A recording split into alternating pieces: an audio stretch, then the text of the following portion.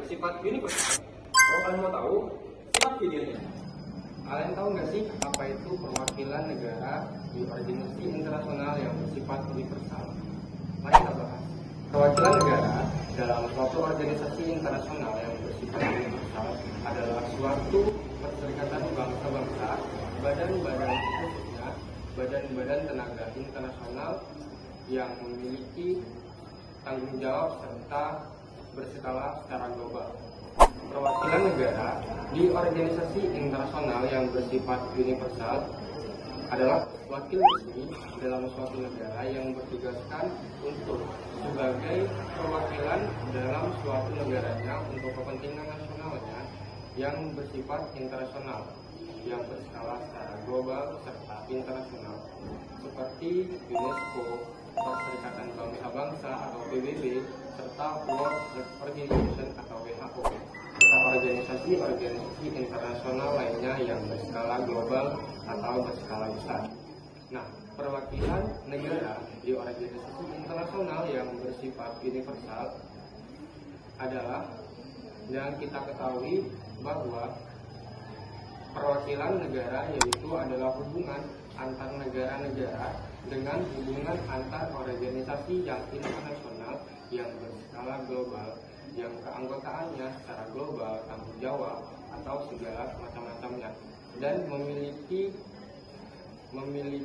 kepribadian hukum internasional atau legal personality yang memiliki tujuan untuk memungkinkan para negara-negara ikut serta aktif dalam pengambilan keputusan dalam suatu negara serta kesempatannya untuk dalam bergabung ke kancah internasional. Selanjutnya yang kedua adalah fungsi perwakilan negara dalam organisasi internasional yang bersifat universal. Fungsi ini sering dikaitkan dengan perwakilan diplomatik bilateral. Namun dalam konteks organisasi internasional atau organisasi yang bersifat universal, para perwakilan negara juga dapat melindungi kepentingan warga negaranya atau korporasi negaranya yang berkaitan langsung dengan organisasi internasional, termasuk substansi yang dibahas dalam forum multisisi. Ruang lingkup yang mencakup ada bidang politik, ekonomi, sosial, budaya, serta kebijakan global. Organisasi internasional yang bersifat universal pada umumnya memiliki mandat yang lebih luas, misalnya terkait keamanan, perdamaian, pembangunan, lingkungan, hak asasi manusia, serta perdagangan global. Seluruh ruang lingkup tersebut diatur dalam kerangka hukum internasional, misalnya melalui prinsip persetujuan bersama atau mutual consent dalam pembentukan diplomatik. Selanjutnya, yang ketiga, ada kekebalan atau imunitas perwakilan negara. Perwakilan negara pada organisasi internasional yang bersifat universal seperti Perserikatan Bangsa-Bangsa atau PBB memiliki status hukum dan kekebalan untuk menjamin pelaksanaan fungsi diplomatiknya secara efektif. Kekebalan ini bersifat fungsional, bukan absolut, dan bertujuan untuk menjaga independensi perwakilan negara dalam menyelesaikan fungsi diplomatiknya tanpa intervensi yurisdiksi negara tuan rumah.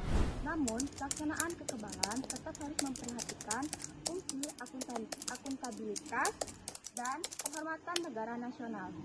Pemberian hak istimewa dan kekebalan ini tidak dimaksudkan dengan keistimewaan pribadi, melainkan sebagai sarana untuk memastikan fungsi diplomatiknya yang tanpa hambatan dari yurisdiksi negara tuan rumah. Prinsip ini didasarkan pada asas fungsional necessity bahwa kekebalan diberikan sejauh diperlukan untuk melakukan fungsi resmi.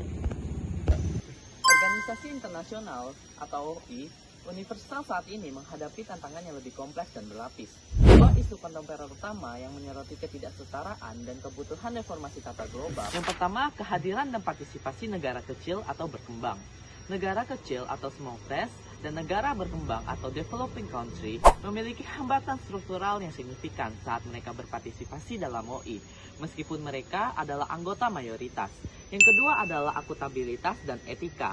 Isu kontemporer lainnya adalah tantangan yang semakin besar terhadap akuntabilitas atau pertanggungjawaban dan perilaku perwakilan negara dan sekretariat OI itu sendiri. Selain menjalankan fungsi dasarnya, perwakilan negara juga memiliki peran strategis yang sangat penting dalam mengatur arah dan hasil kebijakan di organisasi internasional. Yang pertama, sebagai penyalur kepentingan atau lobby. Perwakilan negara berperan aktif dalam melobi negara-negara lain, baik secara bilateral maupun kelompok regional. Yang kedua, sebagai pemain diplomasi multilateral. Dalam konteks ini, kemampuan bernegosiasi dan berkomunikasi menjadi hal yang sangat krusial. Dan yang ketiga, sebagai agen implementasi kebijakan.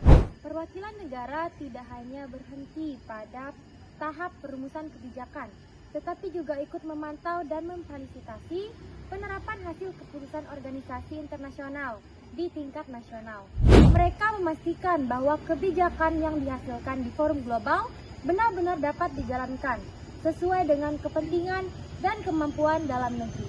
Nah, meskipun kekebalan itu penting, namun hukum internasional mengakui adanya beberapa batasan. Yang pertama, kekebalan hanya berlaku untuk tindakan resmi atau functional immunity.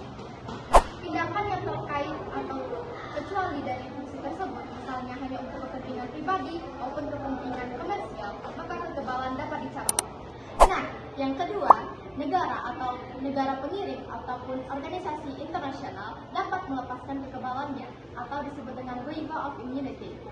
Nah, yang ketiga, kekebalan berakhir ketika masa jabatan ataupun misi telah berakhir, kecuali tindakan itu diperlukan jika berkaitan dengan fungsi resmi sebelumnya. Nah, mengenai tujuan pemberian kekebalan, ada 3.